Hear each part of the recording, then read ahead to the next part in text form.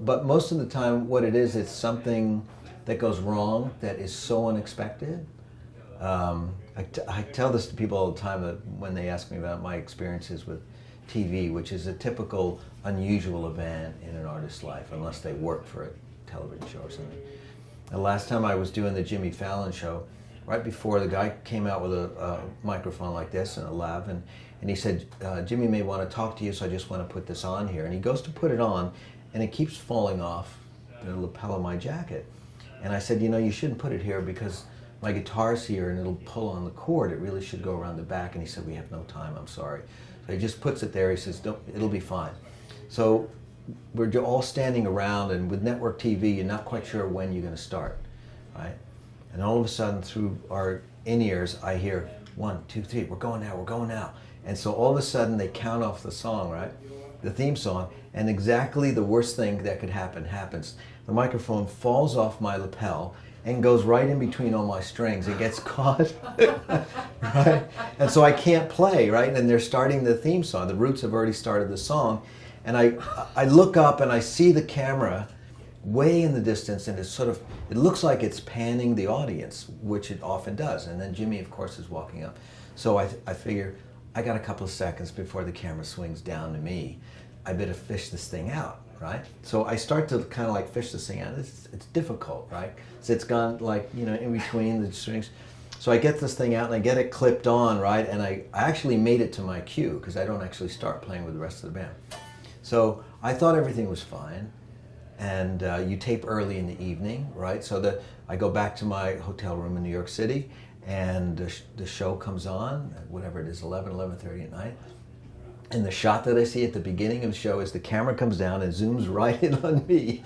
And I'm not playing, I'm sitting here with my head down, like fiddling with this. Meanwhile, the band is playing, and exactly what I didn't want anyone to see was me doing this thing, you know. And so those are the funny things that you would never imagine would happen. You might imagine you trip and fall, or you break a string, or your amp just stops working. But would you ever think that that would happen? I never did.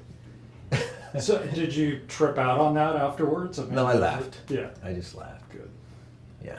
And then Kirk was next to me, and he was shaking his head because, you know, he does a show every night and he sees all kinds of stupid things happen. So there was a thing, I got to tell you the story because it's so funny. Same thing, it was like the Curse of Jimmy Fallon, right? So the first time I'm on the show, we had rehearsed to Little Wing, and to do as the first song.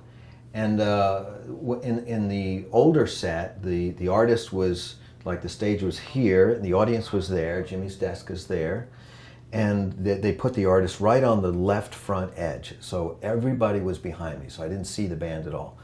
And the guy comes out, the monitor guy, he fits me with the in-ear, and he says, okay, you'll hear every cue through here, so you'll never be lost. He'll tell you when, you know, what's going to happen and when to play. So I said, great. So I'm sitting there and I'm just sort of waiting, and nothing's happening. You know, the guy comes out to warm up the crowd. It looks like the show's almost going. I'm waving to people in the audience. Again, I'm looking there to the audience. The band is all behind me to the right. So I'm beginning to think, like, well, when did we start playing? And I turn around, and Questlove goes, go. I just see him point at me and say, go. And I'm thinking, well, what does he want me to play? He hasn't told me anything. So I just start playing. I just started, like, going crazy, right? I'm thinking, well, this is really weird. He just wants me to play by myself and whatever, you know? And then after about a minute, the band comes in with the solo section of Little Wing. And I'm thinking, is that what he wanted me to play, was the beginning of Little Wing? Why didn't he tell me through the in-ears, right? So the segment ends, and Jimmy comes out, he says his thing, and I turn around, I look at Questlove, and he's shaking his head, and he's going, I'm so sorry. He didn't turn your pack on, I guess. So so while I was standing there, you know, the rest of the band and Questlove, they're saying, Joe, Little Wing. But of course I can't hear it, because the monitor guy, he's got it in for me, right? So the rest of the night was fine, it was fun, but it started off confusing. Wow. When you do a tour like this, you know, musicians get together and eventually you start trading these stories, which are just, they're so funny, but they're so tragic, because There are these. Everyone has a story of what they thought was the moment in their career, and where this was going to be the moment. That was going to be the definitive moment, and then something stupid happens. And then, of course, afterwards you laugh about it because you realize, why did I think it was a definitive moment? There aren't any. There really aren't any.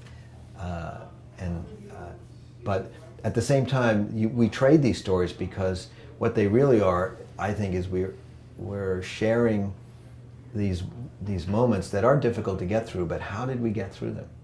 And that's what everybody truly remembers. I mean, it's funny to tell the story about the microphone and all that kind of stuff, but how did you get through it, right? So when I was out there playing all by myself and the rest of the band was looking at me like, what the hell is Joe doing, right? So when I heard them come in, I realized after a couple of seconds, like, I bet that's what happened. And I had to slip back into them, and then that professional part of me had to say, had to say to myself, what part of the song are they in? What do they probably expect me to do now? How long was I soloing? How long was this segment supposed to be? Perhaps I should turn around, get some eye contact because I can't hear anything in these ear monitors, But when you tell that story to somebody else, the next time they go on a TV show, I bet they check their monitor pack because they go, I remember Joe's story. I don't want that to happen to me. Or when the guy puts the mic on the lapel, it's like, oh, better stay there.